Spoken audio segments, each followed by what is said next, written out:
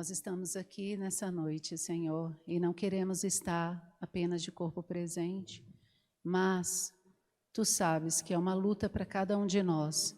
Senhor, nos colocar diante de Ti, com ouvidos abertos para o Teu falar, olhos abertos para Te ver, um coração quebrantado.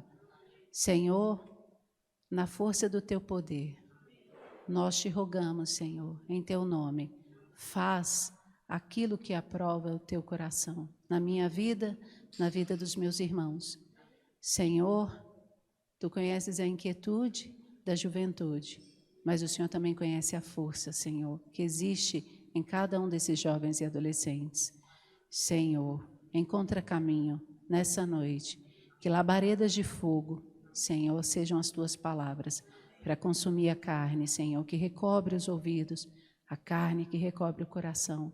Faz uma circuncisão profunda, para que, Senhor, o Senhor encontre aqueles aos quais o Senhor quer retomar, levar a ver onde foi que caiu e voltar ao primeiro amor. Faça isso para louvor da Tua glória, em nome de Jesus. Amém. Apesar da palavra de hoje ser, então, para jovens e as adolescentes meninas, essa palavra não se restringe apenas a esse público, porque a palavra de Deus não é fragmentada. Vocês são tão jovens, se vocês entenderem isso agora, vocês vão ter uma arma poderosa na mão de vocês. Satanás vai temer quando vocês se levantarem para ler a Bíblia. A palavra de Deus não possui gênero, não possui idade, não possui classe social. É um engano quando a gente entende a palavra de Deus por segmentos.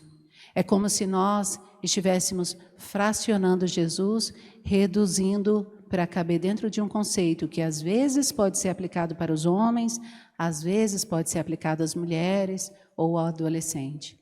Não é assim. A segregação da palavra de Deus por gênero ou grupo, ela diminui e fragmenta a visão da verdade plena e absoluta que é personificada na pessoa de Cristo.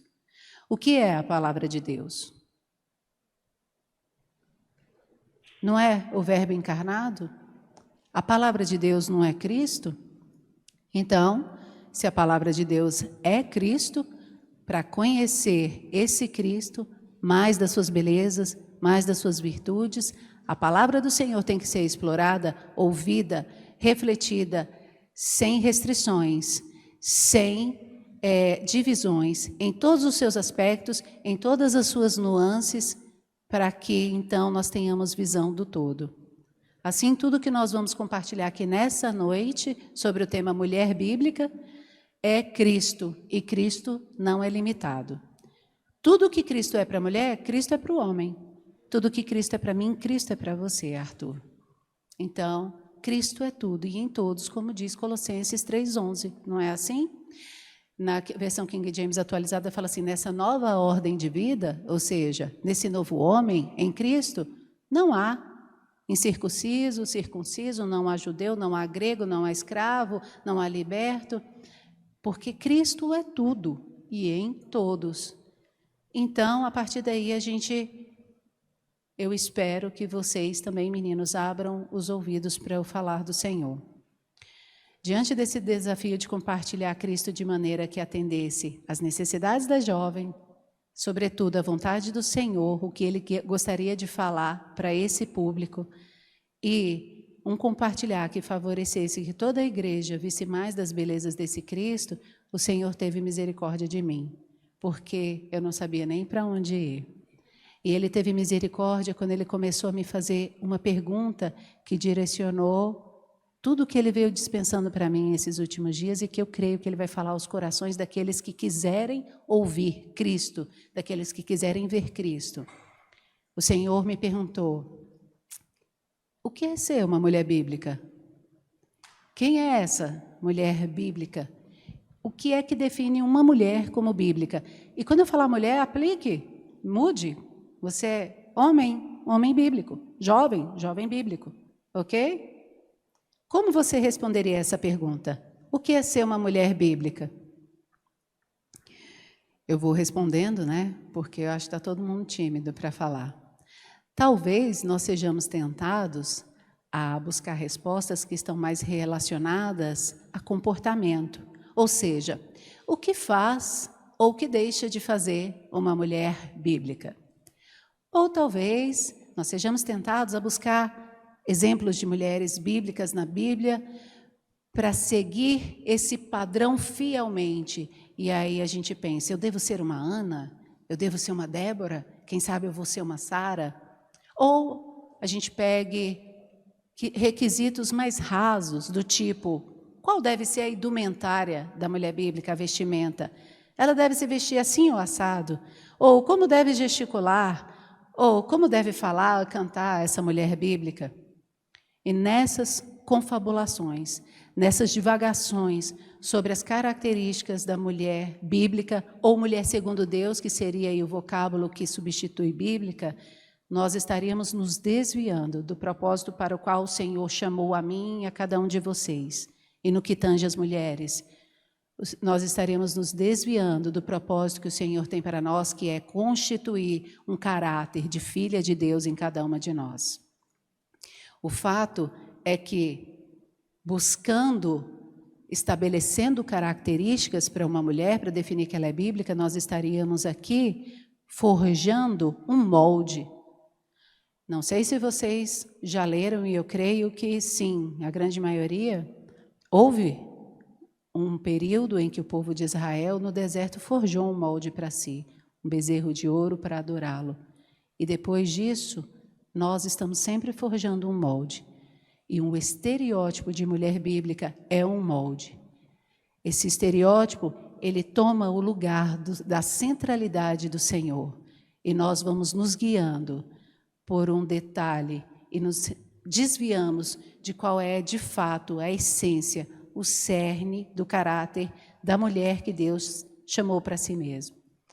Vocês entendem quando eu falo sobre molde, o que eu quero dizer sobre molde, sobre estereótipo?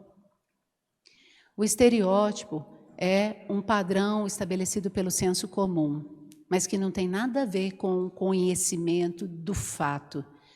São concepções baseadas em ideias pré-concebidas sobre algo ou sobre alguém, sem ter o real conhecimento daquilo. Geralmente, o estereótipo ele é estruturado em informações genéricas e falsas, inverdades. Então, colocando em outras palavras o que é o estereótipo e utilizando o exemplo do que é ser uma mulher bíblica, nós podemos dizer que, ao longo dos anos, foram poucos os que tiveram a visão da real concepção do que é ser uma mulher bíblica de acordo com as Escrituras, de acordo com o que diz a palavra de Deus.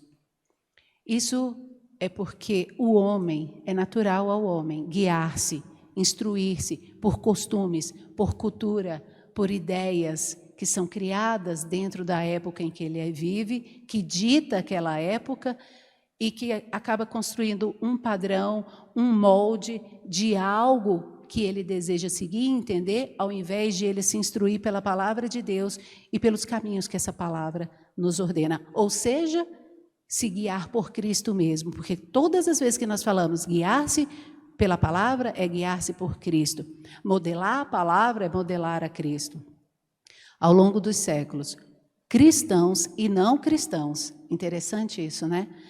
Eles forjaram um padrão de linguagem, um padrão de indumentária, um padrão de interação, um padrão de de pensamento, um padrão de direitos e deveres que a mulher bíblica deveria ter. Colocaram tudo isso dentro de uma forma e quando o molde ali estava pronto, começaram a divulgar. Assim pensa a mulher bíblica, assim ela vive, assim ela se veste, assim caminha ela por entre a brisa. Não é assim, de acordo com a palavra do Senhor. Em todas as eras, inclusive agora, infelizmente, nós continuamos forjando moldes, continuamos forjando estereótipos do que é ser uma mulher bíblica, do que é ser um homem bíblico, do que é ser um jovem bíblico. Quer ver como todos nós somos tolos? E mesmo você, jovem, adolescente, escolado, pode estar tão equivocada quanto nós e os nossos pais, os nossos antepassados estiveram.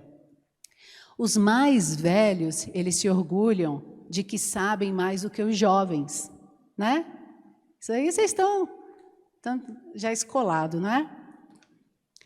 Eles se orgulham de que, na época em que eles eram jovens, o mundo era melhor. Existe essa falácia também. E que eles eram muito mais santos do que os jovens de hoje em dia. Os jovens, hoje, por sua vez, pensam que tudo que é mais antiquado, mais careta, tudo que é mais equivocado procede dos mais velhos, que são ignorantes quanto ao saber dos dias atuais, quanto à modinha. Os jovens pensam que são mais inteligentes, são mais interessantes e mais descolados do que os mais velhos. Quanto ao último item, eu não nego, não. Às vezes, quando somos jovens, nós realmente descolamos, mas é da realidade. O fato é que, sejamos velhos ou jovens, nós estamos todos equivocados. E eu estou fazendo essa afirmação, porque talvez, amada jovem, você pense, é mesmo, a galera aí forjou um modelo do que é ser mulher bíblica, que não tem nada a ver, os dias são outros, muitos tabus já foram quebrados e a gente tem que ir acompanhar o progresso. E é partindo desse pensamento que você, sem se dar conta, está criando um novo estereótipo do que é ser uma mulher bíblica. Sem dar-se conta, você pode estar implementando os costumes, a cultura, as inovações do hoje para remodelar o caráter da mulher que Deus idealizou para Ele mesmo. Sem dar-se conta, você pode estar forjando uma Frankenstein aí, como outras gerações fizeram quando definiram um estereótipo de mulher bíblica de acordo com a cultura de suas épocas. Ao se autonominar cristã worship, pentecostal, tradicional, casual ou até neutra, porque tem uns que não querem estar debaixo de nenhum nome, como se isso nos salvasse de alguma coisa. Quando você se nomina assim, para dar uma nova roupagem à mulher bíblica dos tempos atuais, crendo que assim você se torna uma mulher bíblica, livre de estereótipos, livre de tabus, você vai estar certa. Você é uma nova mulher, sim. Uma mulher sem estereótipos do passado, mas impregnada com os estereótipos do presente. Logo, você não vai passar de uma mulher Frankenstein bíblica. Vê, Satanás, ele é um baita de um estrategista. A gente fica lidando com Satanás como se ele fosse um menininho de 1 ano. E nós não passamos de tolas. Ele tem tirado proveito da vida das filhas de Deus ao longo das eras, porque nós estamos distraídas demais com a cultura, com os maneirismos, com os costumes da nossa geração, e por isso nós perdemos o foco no que de fato é importante quando o assunto é vida com Deus. As filhas de Deus têm vivido na superfície da relação com Ele, e estão repetindo nas suas vidas a história de várias cristãs que ao longo das eras ouviram falar sobre quem é Deus, mas não o viram com seus próprios olhos. Não sabemos que nós mesmas, muitas vezes por estarmos distraídas, não sabemos quem somos, não sabemos de onde viemos, não sabemos para onde nós vamos voltar. Mas nós cobramos umas das outras comportamentos, posicionamentos, características de personalidade, como se Deus estivesse cobrando algo assim de nós. Mas é porque a gente acredita que mulher bíblica tem que ser assim, tem que ser assado. Se nós fôssemos aqui devagar sobre características da personalidade da mulher bíblica, nós estaríamos correndo um sério risco de deturpar a palavra de Deus e, consequentemente, reforçar um novo estereótipo. Nas Escrituras existem exortações, existem conselhos às mulheres sobre como proceder, mas no que concerne à personalidade, só há um apontamento, 1 Pedro 3:4, que ele adverte a mulher que ela deve ser mansa, ou seja, domada, se dominar, e que ela deve ter um espírito tranquilo, ou seja, tem que ser equilibrada. Está falando aí de saúde mental. Existe um vídeo aqui no canal do Gama, onde nós compartilhamos todo esse assunto sobre o caráter da mulher que edifica. E por que é tão importante compreender que a Bíblia não oferece um estereótipo sobre a mulher bíblica? Primeiro, porque seria difícil uma só mulher compreender na sua personalidade toda a plenitude de Cristo. Já imaginou a Lena plena de Cristo? Ela não dava conta. A gente não tem vida para isso. A plenitude de Cristo é vista através da igreja. Então, nós precisamos de todo tipo de personalidade, todas as características de Cristo que são exibidas nas várias irmãs que nós temos, nas várias mulheres que o Senhor criou. É assim que nós vamos conhecer quem é Cristo. E em segundo lugar, e talvez para hoje o mais importante, a Bíblia não oferece um estereótipo do que é ser uma mulher bíblica, porque se houvesse um estereótipo de mulher bíblica, todas as demais mulheres que não se enquadrassem nesse estereótipo seriam sumariamente eliminadas do corpo. Ou eu estou mentindo? Nós seríamos os primeiros a condenar. Mas o Senhor, Ele não permitiu que nós, como membros do corpo, definíssemos algo que é Ele quem define. Na família de Deus, cabe ao Senhor avaliar quem procede e não procede como uma filha. Os membros acolhem. Quem avalia é Deus. E a avaliação dele não está relacionada à personalidade, não está relacionada a comportamentos padronizados por uma geração ou por uma religião. Os atributos de uma mulher bíblica não podem ser identificados pela forma como ela fala, pela forma como ela gesticula, pela forma como ela se comporta, como ela veste, como ela pensa, porque isso tem relação com o estereótipo. Os estereótipos dentro do reunir, eles têm só uma função: fazer separação entre quem é e quem não é, entre quem pertence, quem faz parte e quem tem que ser jogado fora. Os que se guiam por estereótipos só conhecem uma pequena versão de Cristo, só tem uma pecinha de um quebra-cabeça de trilhões de peças, mas acham que esse pequeno pedaço, essa pequena peça é suficiente para desprezar toda a plenitude de Cristo. Na medida em que nós vamos desenvolvendo intimidade com a palavra de Deus, que é então intimidade com Cristo, vai ficando mais claro o que é ser uma mulher bíblica. Até porque, se a mulher é bíblica, somente a Bíblia, somente a palavra pode nos familiarizar com quem é essa mulher, não é isso? Há um tempo atrás começou uma modinha que dizia o seguinte: as pessoas passaram a usar uma palavra, uma frase, um acontecimento, um fenômeno, uma paixão, para definir quem elas eram. Quem elas são, porque ainda é usado, né? Então, camisas estampavam uma frase, uma palavra, e logo abaixo estava assim escrito: isso me define.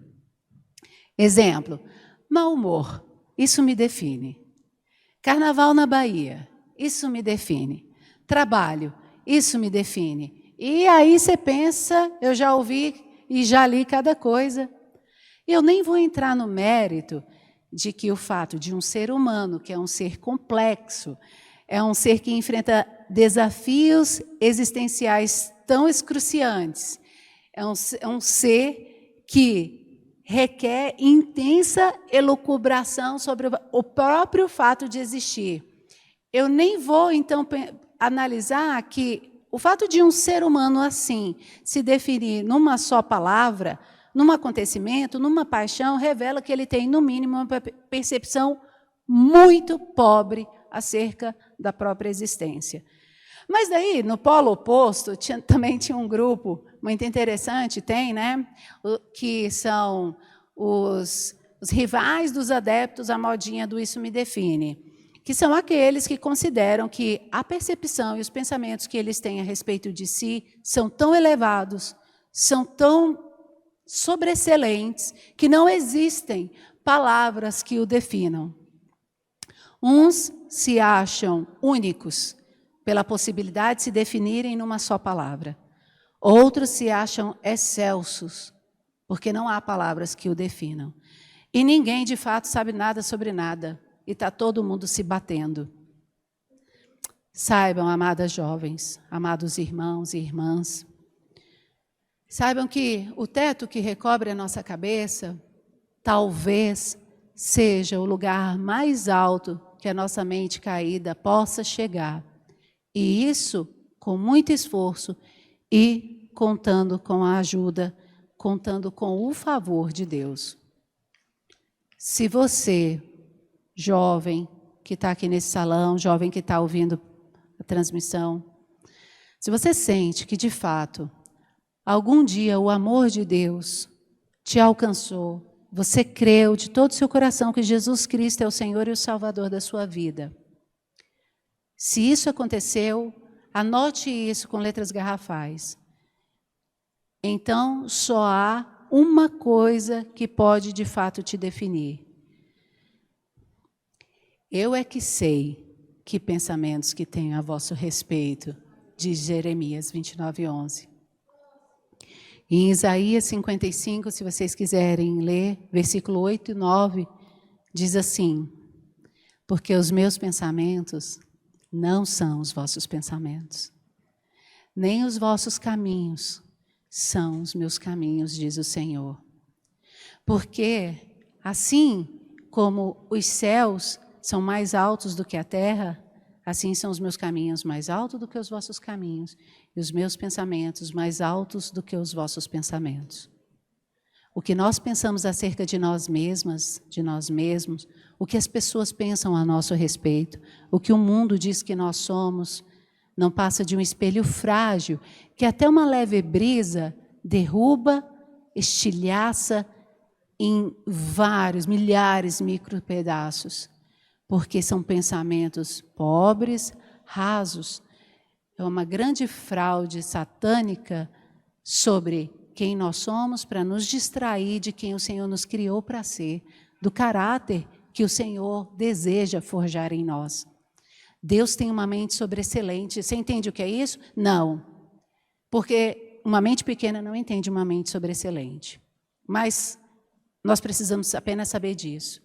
E se Ele tem essa mente sobreexcelente, o que Ele pensa sobre nós, sobre você e sobre mim, é Ele mesmo quem vai realizar.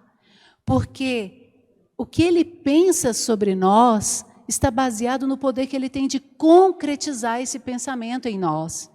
Davi, diante disso, lá no Salmo 139, se os meninos quiserem projetar a King James atualizada, o versículo 7, o início ele fala assim: ó Deus, como são complexos e preciosos os seus pensamentos para mim. Estamos falando do rei Davi, a gente não está falando de Ellen, a gente está falando do rei Davi. Como são complexos. Veja, os pensamentos de Deus são complexos, eles são profundos, eles são herméticos. Por isso é pobre pensar que a nossa mente, através dos nossos conceitos, pode definir o que é ser uma mulher bíblica. Só há uma forma de nós resolvermos esse enigma dos pensamentos de Deus sobre o que é ser uma mulher segundo os pensamentos dele. Se eu quero saber o que o Gianluca pensa, eu preciso então falar com ele. Só o Gianluca pode dizer quais são os pensamentos que ele tem.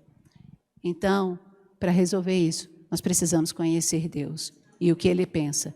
Ele precisa nos dizer, e para isso é preciso intimidade, é preciso relacionamento, é preciso comer dessa palavra, porque a palavra é Cristo, na face de quem nós conhecemos esse Deus, os pensamentos, sua vontade.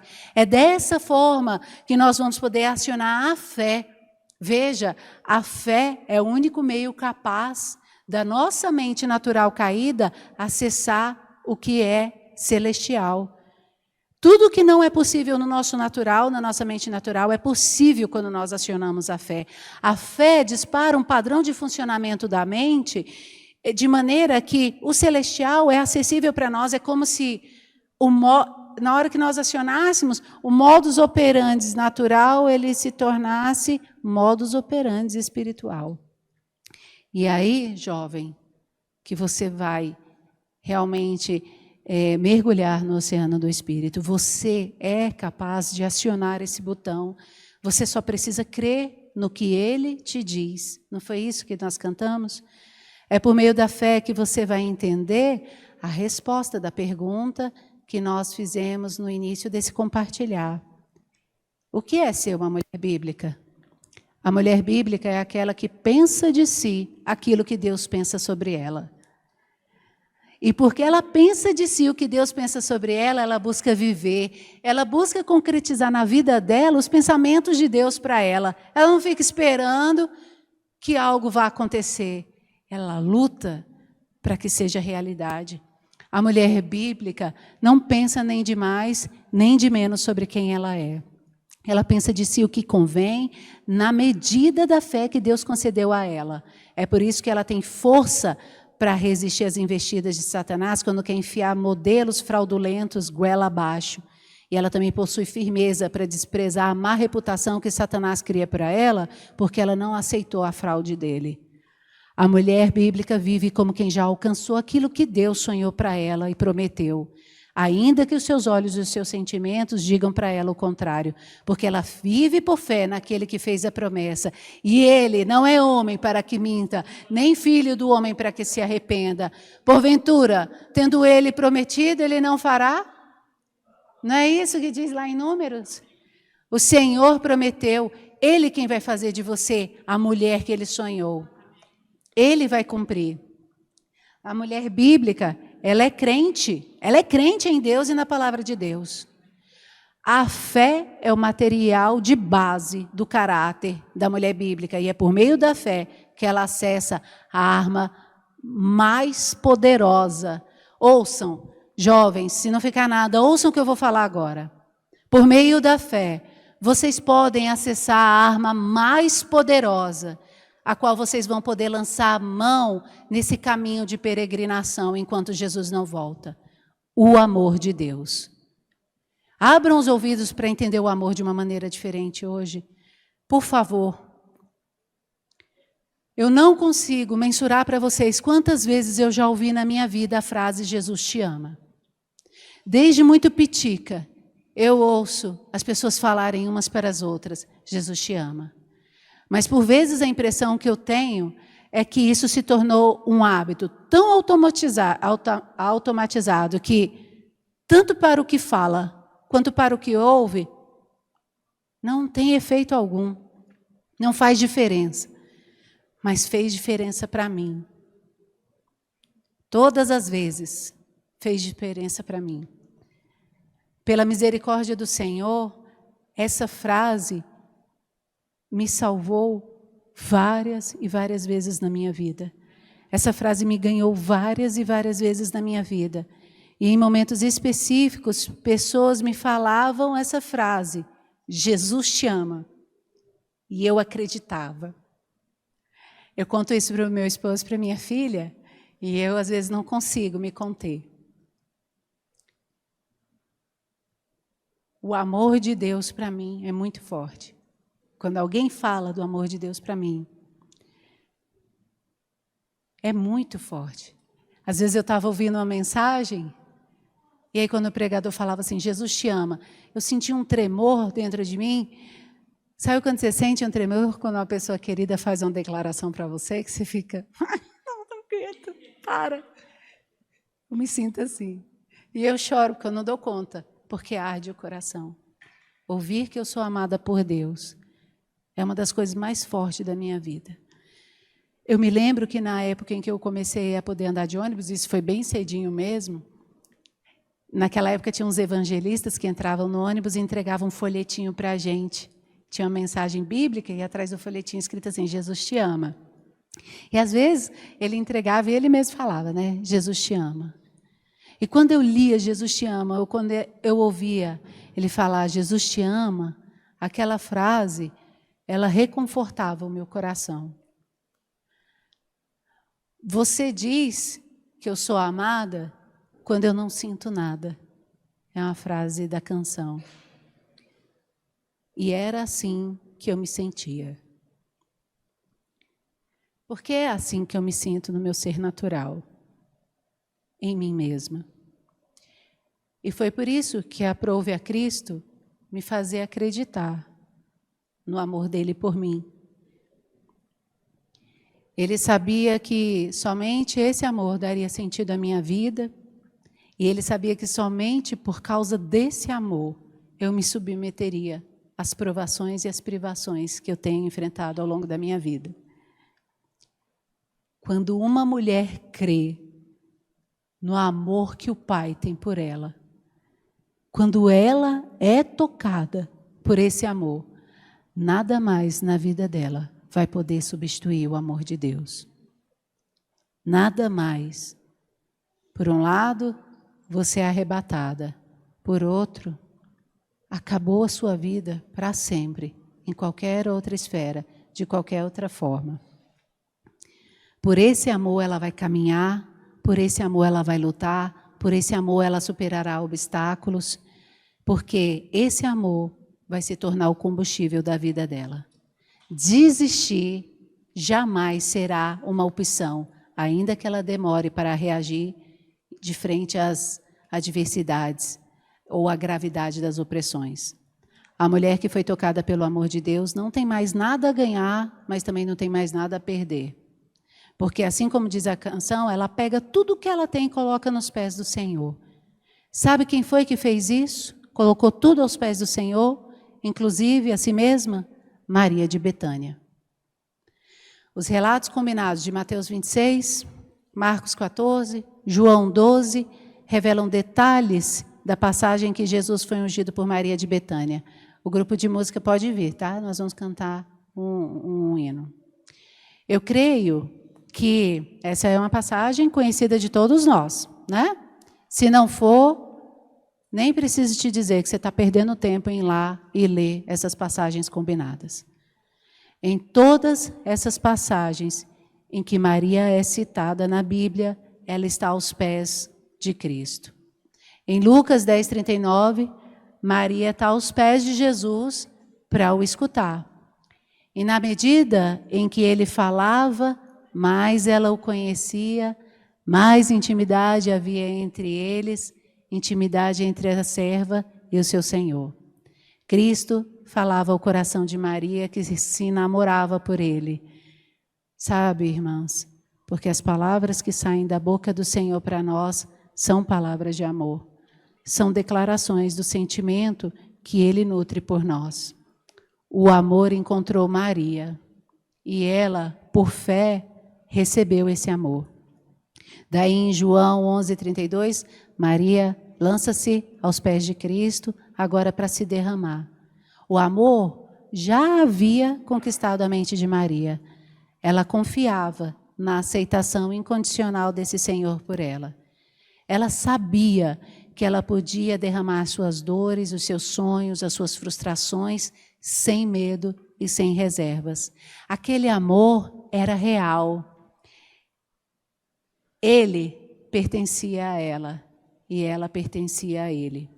Até que em João 12:3, Maria aparece aos pés de Jesus para declarar: para mim, Senhor, já não importa, vida ou morte, riqueza ou pobreza, rejeição ou glória, Tu és tudo para mim. Ela estava se consagrando ao Senhor, ela estava abrindo mão de tudo que era caro para ela, porque diante dele, diante do amor, nada mais tem valor. Essa é a cadência do desenvolvimento do relacionamento da mulher bíblica com o seu Senhor. Primeiro, ela tem que dar ouvidos. Ela tem que ouvir o que ele fala, acreditar no seu falar. E aí ele começa a conquistar o coração dela, começa a conquistar os afetos dela, conquista a confiança para que ela dê o segundo passo, é a entrega pessoal, é o derramar-se diante do Senhor. Então, o passo final, a consagração. Já não sou eu mais quem vive, mas Cristo vive em mim.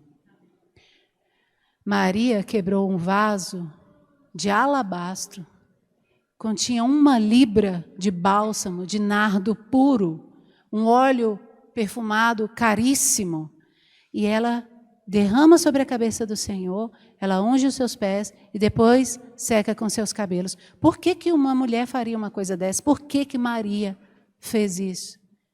Ela amou o Salvador.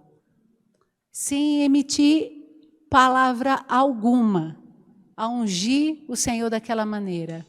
Maria estava declarando seu amor pelo Senhor. Era como se ela dissesse: Senhor,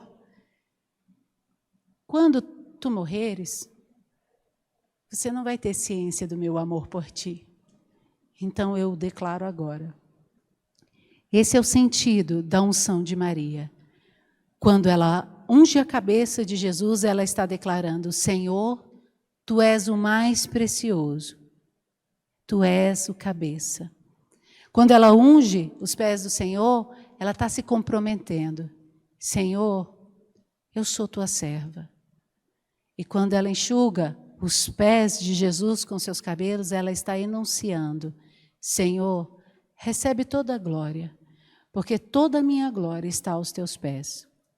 Maria creu naquele que lhe falava ao coração. Ela recebeu suas palavras e aquilo que ele lhe dizia era o que dava sentido à sua vida, dava direção para os seus dias, era o que de fato definia quem ela era. Mas Satanás tinha uma definição desprezível para Maria. E o mundo tentava convencê-la disso. Na época de Maria, somente um cachorro estava numa condição pior do que a dela, numa condição inferior do que a mulher, visto que o cachorro ele era considerado um animal impuro. Maria era uma mulher solteira, sem filhos e que morava com os irmãos. A serventia social de Maria era quase nula, porque o papel da mulher era justificado pela maternidade. Mas Maria desprezou a forma como o mundo a definia e assumiu os pensamentos de Deus para ela. Maria cria no que o Senhor Jesus dizia que ela era. Ela se sentia valorizada, ela se sentia amada, ela se sentia pertencente. As pessoas também tentaram desanimar Maria. Tentaram desanimá-la através de censura. Ela foi censurada por causa do seu amor pelo Senhor, do relacionamento que ela mantinha com o seu Senhor. Ela foi censurada, inclusive, pelos discípulos. Você já foi censurada por outros filhos de Deus? Você já foi censurada pelos irmãos da igreja? Se você ainda não foi, eu te encorajo, coma mais da palavra, ande mais com o Senhor e você vai ter esse privilégio. Maria pegou aquele vaso que valia o equivalente ao que um soldado romano ganhava por 1 ano de trabalho prestado. Ela pegou e derramou sobre o seu amado. Judas, assim como os demais, censurou o ato dela. E sabe o que é mais curioso? Ele não censurou Maria só porque o dinheiro da venda daquele vaso iria para o seu bolso, já que ele era o tesoureiro. O que Judas estava manifestando ali era uma reação à ação que Maria teve com o Senhor. A ação de Maria foi um espelho que expôs os reais afetos de Judas para com Cristo. Quando o afeto daquela mulher a moveu ao ponto dela entregar tudo o que ela tinha de mais valioso para Cristo, as motivações de Judas foram expostas. Veja o contraste. Ele era um discípulo entre os 12. Ele era líder. Ele andava com Jesus. Mas ele traiu o Senhor e vendeu o Senhor por menos da metade do que valia o vaso que Maria quebrou para ungir o Senhor. Está vendo o que aconteceu com Judas? Ali, o Senhor mostrou os afetos, os reais afetos, entre aqueles que estavam com ele. Ela, por outro lado, era alguém que na pirâmide social só estava acima do cachorro, mas ela reconhecia o lugar da centralidade do Filho de Deus na vida dela. Por isso ela se mantinha aos pés dele. E ela foi capaz de abrir mão de qualquer vestígio de honra para que a glória fosse de Cristo. Essa é a mulher bíblica. Ela não tem honra alguma. Ela não tem prestígio. Ela não tem louvor. Ela não tem glória. Porque para que o seu Senhor seja glorificado, ela se abstém de tudo e ela se coloca aos seus pés. ela persevera na devoção e na consagração a esse Senhor, mesmo diante de forte censura, mesmo quando ela é reputada por insensata, mesmo quando ela é reputada por coisa pior. E veja que curioso, eu não vou entrar nesse detalhe, mas há uma tradução da Bíblia em que em um dos evangelhos, Maria não é citada como se ela fosse uma prostituta.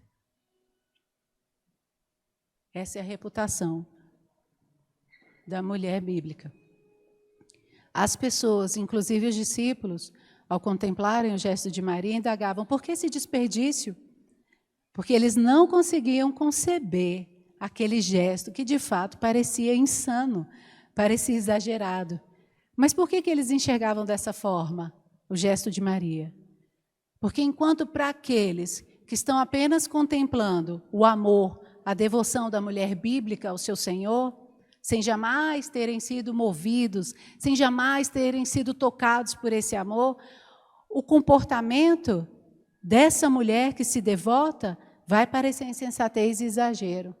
Ah, ela é muito espiritual, espiritualiza tudo, tudo é Deus, tudo é palavra. Mas, para a mulher bíblica, a mulher segundo Deus, a mulher que ama o Senhor e que ama os pensamentos que Ele tem sobre ela, tanto ela quanto o Senhor vão chamar aquilo que essas pessoas chamam de insensatez, de exagero, vão chamar de devoção, de amor, de consagração. E é para esse Senhor, para ela, esse é o único meio que ela tem de expressar a importância, a relevância dela ter sido alcançada por esse amor. Então, é por isso que não há estereótipos de mulher bíblica. É por isso que a mulher bíblica não é definida por nada a não ser pelos pensamentos que Deus tem por ela. Porque esses pensamentos são permeados pelo amor que Ele sente por ela. E quando alguém pergunta para ela quem é você, dentro dela arde uma resposta que consome todo o seu ser. Eu sou quem Deus diz que eu sou. Ela não tem dúvida sobre quem ela é. Ela não tem dúvida do que o Senhor está fazendo e por que o Senhor está fazendo. Repita para você mesmo: Senhor, eu sou o que dizes que eu sou. Repete dentro do seu mais íntimo: Senhor, eu sou aquilo que tu dizes que eu sou. Não são os seus altos e baixos, irmãs, irmãos, jovem, adolescente, que vão te definir. Entretanto, todas as vezes que você estiver baixo, caído, mas você se levantar com Cristo, por Cristo, para Cristo, isso sim vai estar forjando o teu caráter. E é isso que vai definir quem você é. Não importa o que as vozes na sua cabeça e as vozes das outras pessoas dizem ao seu respeito ou dizem sobre a sua capacidade. Despreze essas vozes, porque a única voz que importa é a voz do Senhor dizendo o que Ele pensa e o que Ele sente por você. Deixa Deus te lembrar quem você é. Você é amada. Você é amada. Você é amparada. Você é forte, porque é Ele quem te fortalece. Nos braços dele você está segura. Ele está contigo e não te desampara. Creia no que o Senhor diz sobre você. E creia no amor que o Senhor sente por você. Quando tudo isso estiver ruindo, quando até mesmo os lugares, as convicções que nós temos estiverem, as alicerces estiverem estremecendo, porque isso está previsto, vai acontecer, é o amor do Senhor que vai te sustentar. Não importa. Eu só me importo com uma coisa. Quem é que Deus diz que eu sou?